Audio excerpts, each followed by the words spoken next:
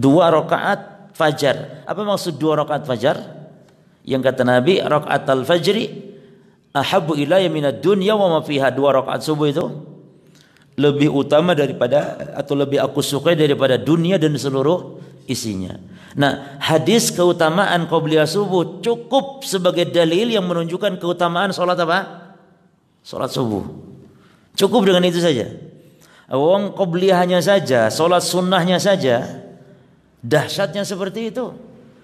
2 rakaat subuh itu khairun minad dunya wa ma fiha. Lebih baik daripada dunia dan seluruh isinya. Uang 1 triliun itu di mana adanya? Di akhirat atau di dunia? Jemaah? Uang 1 triliun, saya juga belum pernah lihat uang 1 triliun itu. Kebanyakan deh 1 M. Juga belum pernah lihat saya uang 1 M. Cuman itu nggak ada apa-apanya 1 M dibanding 2 rakaat salat qabliyah subuh. Karena khairun minad dunya wa ma fiha.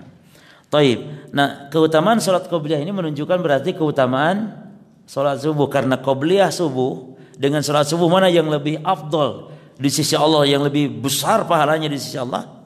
Salat apa jemaah? Ya salat wajib. Salat subuhnya daripada salat sunnahnya. Berarti kalau salat sunnahnya sudah dahsyat seperti itu, salat subuhnya berarti lebih dahsyat lagi.